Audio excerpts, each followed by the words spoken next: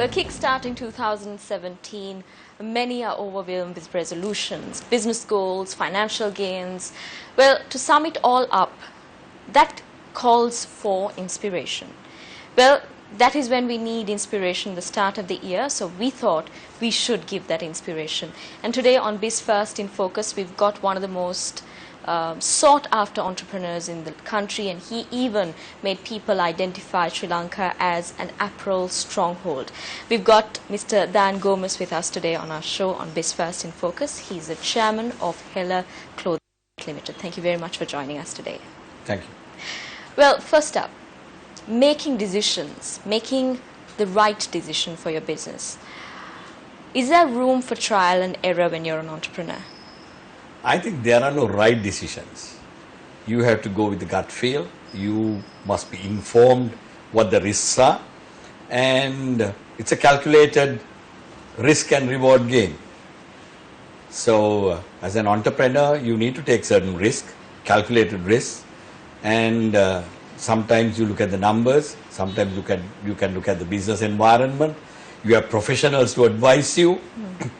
But ultimately, you have to make the call. Is everyone cut out for entrepreneurship? I think it's all about passion. If you are passionate about doing something, whether you want to start something on your own, whether you want to acquire something on your own, whether you need to have a group of people with like-minded people joining together to start something, you know, you want to be a great corporate executive, it's all about your passion. And you must pursue your passions so that it's not a job, you know, it's your life. You know, you enjoy it. You don't like come to work just to be a also-ran. You come there to win. That's kind of philosophy I tell all the young people. You know, get into a place where you want to win, where you want to enjoy the work, whatever you are doing. Whether it's a hairdressing salon, whether it's a coffee shop, whether it's, you know, having an art store, whether it's an apparel factory, whatever you like to do, educate yourself, get trained first so that you have some fundamental idea of what a business is, what the risks are, and then get on with it. You know, you're not making rockets here, nor you are doing brain surgery, so nobody's going to die on the operating theatre. You know, it's a risk, but you can afford to take the risk. It's like a boxing fight. You sometimes get knocked down, you get up, you fight, and you ultimately become a champion. That's my philosophy. And that's what I tell all the young people. How did it really work out for you when you started off in the industry? I never thought that I'm going to be in the apparel industry. I graduated being a management accountant. I was 22 when I joined a British company as their financial controller after my initial training with KPMG Ford Roads. And I thought I'm going to be a great finance director. I never thought I will become a chief executive, that I'll run a huge conglomerate. And then I joined Mahesh Amalian at MS Holdings, a small $6 million company at that time. You know, within 25 years, I saw it grew to a $2 billion empire. And then I retired, and here I am again starting a new venture. You know, I thought I'll run an art street, but few British investors asked me, you are too young, you can make a difference to Sri Lanka, you can take a company public, and here I am taking Hella into a global apparel field and to take it public by 2020. How do you know that you are done with it? As in, how do you know that it's time for you to retire, to leave the boxing ring? It's enough fighting now, that you need to give room for others. I always believe being a coach. I have been the Sri Lanka's cornerman in boxing for nearly 18 years. 3 world championships, 3 Commonwealth Games, 1 Olympic Games, and 3 Asian Games as well. I've been at every Sri Lankan boxer's corner for more than 1,000 fights in the last 18 years. I think it's a world record. I've been always a cornerman. And giving them inspiration, giving them the courage to fight. But even in real life, whether even it's business, I don't lead. I just coach. I just coach talent. I want them to make it. I want them to win the gold medal. Like a father seeing your child win a gold medal at the Olympic Games or in the business. That's my inspiration. That's my joy. So I don't do the fighting anymore. I'm at their corner. Somebody will do the fight for you. How important is it for leaders to make more leaders and followers? I think it's very important. I think it's a great joy. I mean, when I was young, I wanted to be a corporate hero. But then I went to Pannala in 1992 to set up Slimline with 10 British expats, a three-way joint venture with Victoria's Secrets, Kotos Textiles and MAS Holdings. It changed my philosophy. I came back the young kid who went in my early 30s after 15 years to a matured man. It was not the boy who went to Pannala. A grown man understanding life, understanding hardships, understanding the Sri Lankans' talent come from rural areas, especially in sports, and the young graduates who qualified from those villages, that changed my philosophy. So it's important that you bring leadership, give leadership to those underprivileged kids. As a Sri Lankan, I'm proud to have done it, and I will keep on doing it, and I will challenge the status quo, and I'll challenge the industry and make Sri Lanka proud. Your heart for the rural community of Sri Lanka. How has your ideology and policies that you've been growing up with from the start really helped you build and rebuild lives in the country? I think I saw the reality. I stopped in the 90s going for cocktail parties, being a chief executive of a multinational. Every week I used to get invited for cocktail parties. I stopped that and I started teaching English at the village school. I put so many kids through universities with my own funds because I saw the reality, and as a Sri Lankan, I've realized, studying at Royal College, educating myself, being trained at Harvard, and all that meant nothing if I didn't make a challenge, if I didn't make an effort to make Sri Lanka a better place to live for my two daughters. And people thought I was a leftist, especially because I used to wear my beret and Shea was my all-time hero. But it was not that. I was never a communist. But at the end of the day, I've realized that there must be social equality, that there should be equality for women, because all our apparel workers were women. And I fought very hard for that. And I was a unionist. People used to call me that because I had that thinking, the caring for my people and those who made the money for us. So it became my philosophy. And people remember me for that. Even after 20 years, when I left those villages, even when I still go there, they still have the same love, the same respect, and the fondness for me. And I think I left something behind which I can be totally proud of, especially for my two daughters. Well, would you like to call yourself a fortunate man, or a man who made a fortune out of what you initially had? I think I believe, being a Buddhist, karma. I think karma got me to Pannala. And I think, looking at the destiny, I thought I'll retire. I thought I'll retire and do something else. But I think the destiny doesn't allow that. Maybe the English investment bankers, one of their strongest line for me to get back to the industry was, you can make Sri Lanka proud again. You can make Sri Lanka, believe that you can. And there will be equality and taking a company public. That got me back to the game.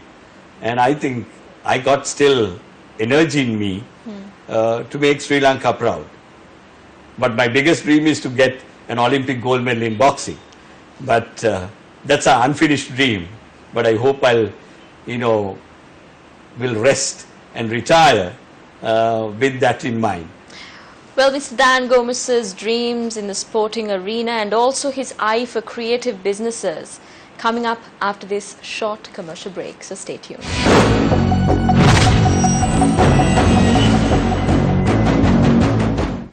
Welcome back. You are watching Biz First in Focus, and I am in conversation with Mr. Dian Gomes, the chairman of Hello Clothing Private Limited. I would like to ask you a question about identifying profitable ventures. When you start something off, how do you know that it's going to make profit or not? It's a tough call. It's a gut feel, but it's all about the passion. If you're passionate about making something work, making something, in whatever you want to do, you can make it profitable. Profit is just a number. Whether you make $1 million or whether you make 100,000, whether you make equitable amount so that everybody is happy. That's how I look at it. It's not about the numbers stacking up. How much can you, when you die, how much can you take? Do you want to take all that wealth? Or do you want to create happiness? Or do you want to, share your profits? It's a different philosophy. For everyone, it's different. Profit is, maybe for somebody it's a number. It's how much in the bank. For me, it's not so. I got enough in the bank. I don't need to prove anything. But for me, that I want to make a difference. I want to touch their lives. The profits can be used, much more equitably. Profits can be used for social entrepreneurship. The profits can be used to create a gold medal for Sri Lanka. For me, that's profit. I don't want to run companies at a loss. I drive very hard. I drive performance very hard. I don't believe in mediocrity. I believe, somebody needs to put the shoulder to the wheel and put that effort. But once that effort is done, the joy of sharing, the joy of giving, joy of making Sri Lanka proud, for me, that's profit. Well, your life as a sporting man, a man who was able to mix business and also sports together and make it a merchandise, make it something, a commodity. Do you think of it as an innovation, or was it just your passion for sports that brought out the best in you? I think I did boxing. I did boxing by default at Royal College. I was Royals flyweight champion for 4 years. I was Sri Lanka's junior flyweight champion. And then when I wanted to box for Sri Lanka, I got knocked down by an unknown boxer, H.S. Caldera, who went on to win the last bronze medal at the Asian Games. And it taught me something in life. It taught me that life is like boxing. You take account, you understand defeat. And for me, understanding defeat was much more important than winning, so that I don't give up very easily. I don't take no for an answer. And I tell my daughters, understand defeat first. I tell my colleagues, understand defeat first. People who understand defeat, can come out winning. That's why I recruit sportsmen, so that they got what it takes to win.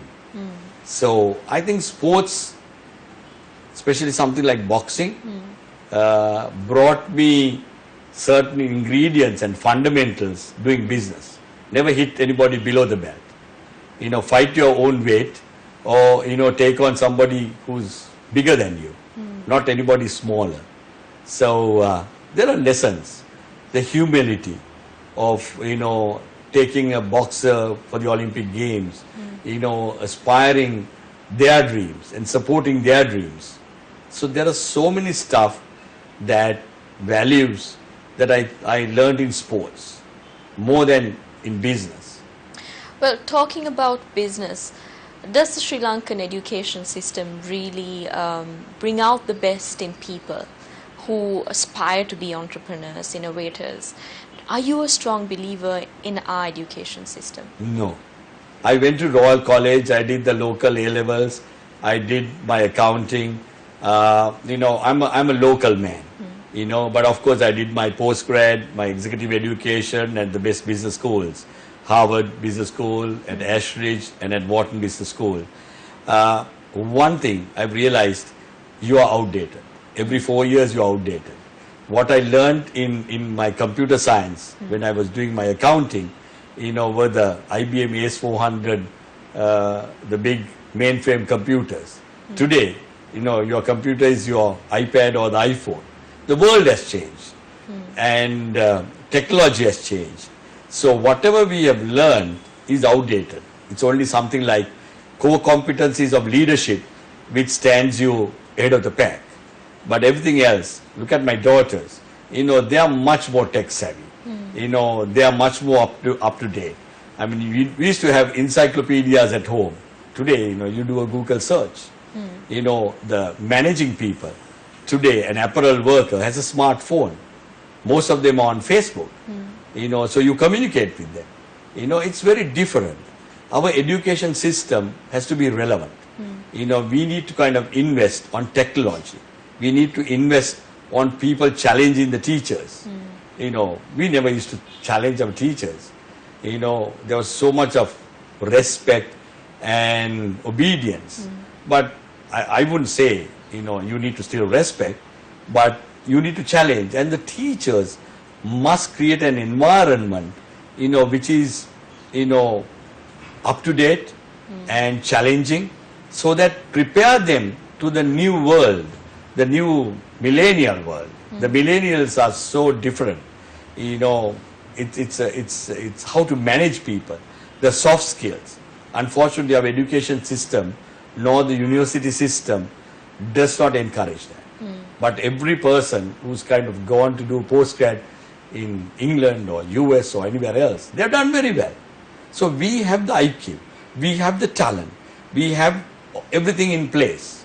It's a system, it's our attitude, learning another language, those are the things that we need to inculcate from the school level. Look at the world differently, not the way that, our parents think. Well, we are talking education, innovation, business with Mr. Dian Gomes on BizFirst in Focus. We are heading into a short commercial break, but when we come back, we'll have more on BizFirst in Focus, so stay tuned. Welcome back. You are watching BizFirst in Focus. Well, when businesses expand and money starts flowing in, when you make financial gains, people find it difficult to strike that balance between ethics and expansion. How do you really find that buffer zone? The buffer zone varies. The buffer zone to me might be different from somebody else.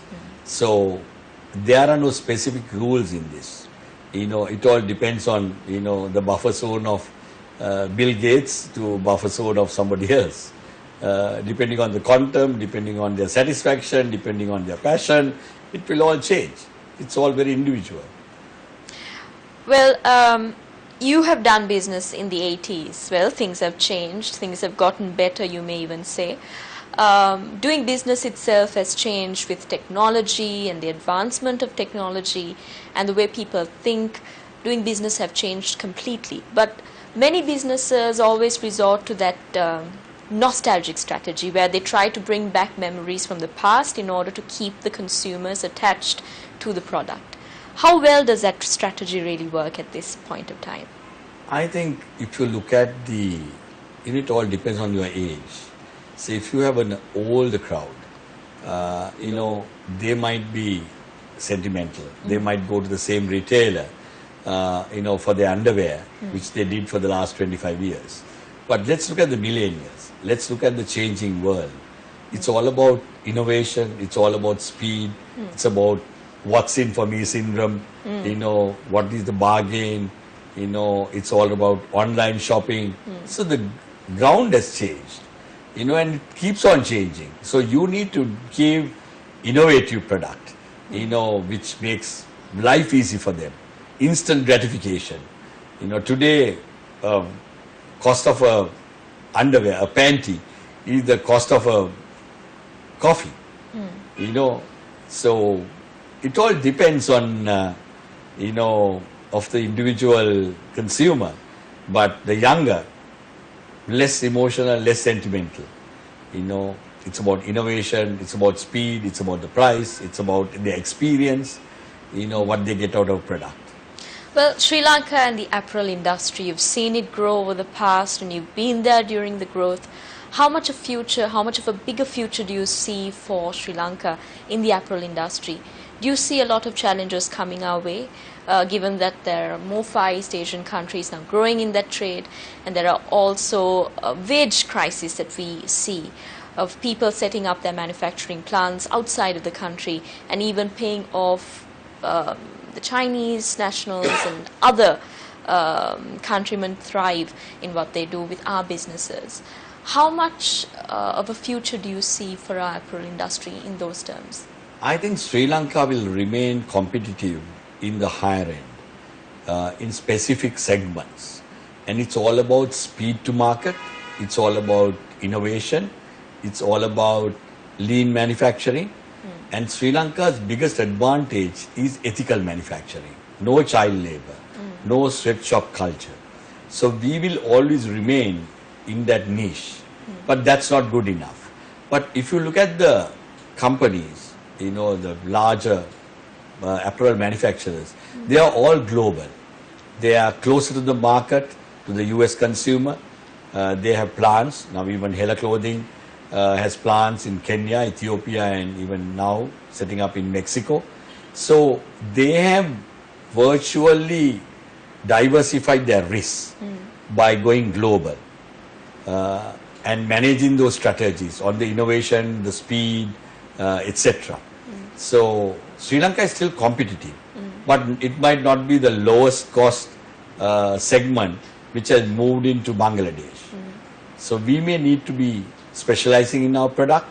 We might need to have the scale. So that's why all the larger companies have done extremely well, while the smaller companies might not have the cash to invest in innovation. So they get augmented into larger companies. But everybody is kind of, at the moment, doing extremely very well. Well, the youth of Sri Lanka, your business and the way you do business always includes them in the spectrum of the trade and the industry itself. What is a bigger setback Sri Lanka is facing right now when it comes to the youth of the country? I think it's retaining talent. There's always a war on talent. Who gets the best? And once you get the best, to retaining them is so tough, because the people who think that it's going to be a job, it's going to be cash, that they are going to serve your company for 25 years, I think it's all gone. It's instant gratification, it's what's in for their syndrome, it's a freedom, it's about innovating themselves, it's about, you know, looking at other options while they're doing multitude of jobs. That's the only way to retain talent. And maybe one of the reasons that, you know, us at Hela, we pursue going public is giving a larger ownership to all the executives, because that makes them comfortable to have their own company, to pursue their own dream, that they are individual entrepreneurs. They are part of the whole dream. So those are the challenges that we will face in the future. Well, entrepreneurship in the rural communities of Sri Lanka, how big do you think is entrepreneurship going to make into the pockets of Sri Lanka, in the outskirts of the country? I think if you look at Sri Lankan women, especially in the apparel industry, even in my previous job and even in my current job, we have programs which give them different skills, like say, you know, hairdressing and you know, other creative stuff, running their own retail boutiques, you know, etc.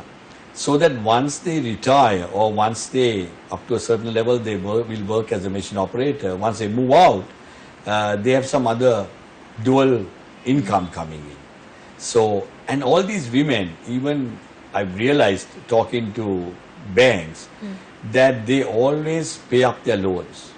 The success rate at the Grameen level, the Grameen bank levels, and because we support, we have something called the Hela Savia, which supports entrepreneurship at that at the machine operator level, which gives them you know, nearly 100,000 rupee loan to start something on their own or get their husbands onto a job, has been very successful. So we actually encourage entrepreneurship. We encourage them to have freedom so that they are not locked into this job to become a machine operator or a machinist for the rest of their lives. It's not going to work. It used to work. It used to work 25 years ago. But today, just imagine the machine operator is on Facebook with you. She sends you a Facebook request to the chairman of the company. She can speak English. She can have a cup of tea with you at the canteen and talk sense because she's A-level qualified and she has her own dreams. And if you're going to think, the chairman of the company, she's going to be a machine operator for the rest of her life, you're stupid. Well, we've come down to the final 3 minutes of the show. You being an entrepreneur, you've started your career as an entrepreneur, as a financial executive. But during your lifetime, I'm sure there were struggles. And what was your biggest struggle and what sort of advice would you like to give the aspiring entrepreneurs of the country?